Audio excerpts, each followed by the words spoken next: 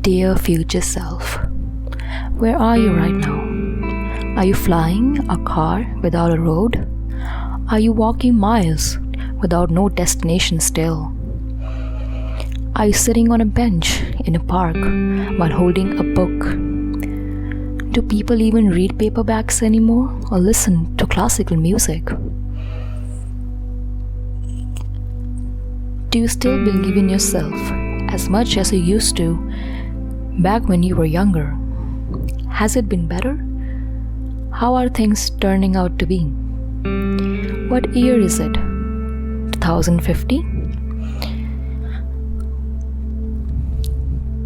Well, I hope you are well, and I hope you know you have bravely survived the year 2020 as many of us tried to, but not all of us has made it this far.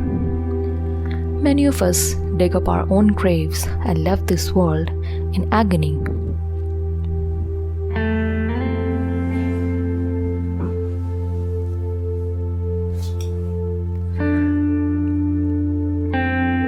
It's the year 2021 right now, and we are still fighting a very unknown virus that came into our lives and shook us to our very core.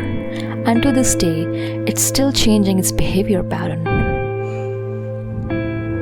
The dreadful events of the day with work from home gave you a lot of anxiety, literally destroyed your mental health to the core where you no longer wanted to speak unnecessary.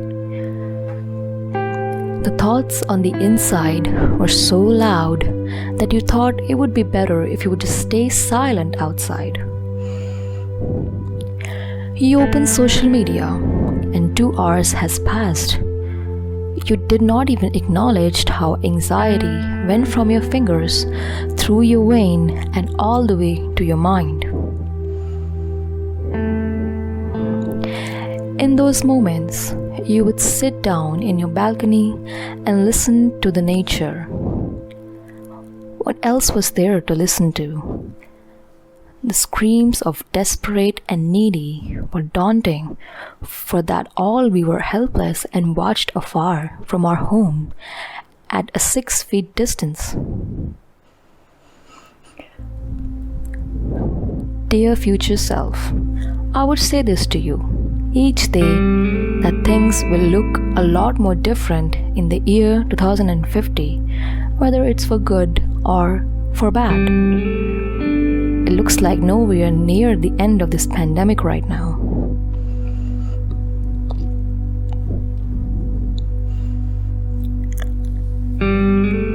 In this time, we are forced to look deep into ourselves while some of our friends lost their lives alone. What kind of dark times are these? I questioned on 26th of April 2020 at 11:10 p.m. Is this what we deserved as a human race for being so careless in a sense where nature has to allow us to live in just isolations of our mind, not in society? I would not lie to you. Times were very hard, and a negative perspective towards all of this is very common and not easy to have. But what shocked me the most, how it was easy to just drop everything else and hold on to the most important parts of your life and your most important people. I watched everyone in my family or friends who found themselves in a different circumstances because of this virus. Some common changes in ourselves were the finality of decisions in our lives.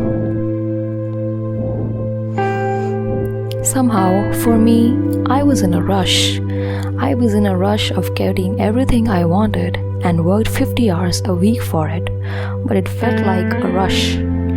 It felt like desperation. Now that I have had a year off from going to most places, you feel a pause in your life. This time really pushed me to review everything I wanted out of life in pre-pandemic, and my entire belief system restructured in a new life that I didn't think existed before. Well, at least for me. Dear future self, life looked squared at me in the eyes and said, "You are going to change, and you're going to change how you live your life for forever. So hold on to what's true to you and leave the rest to fate." Something to think about.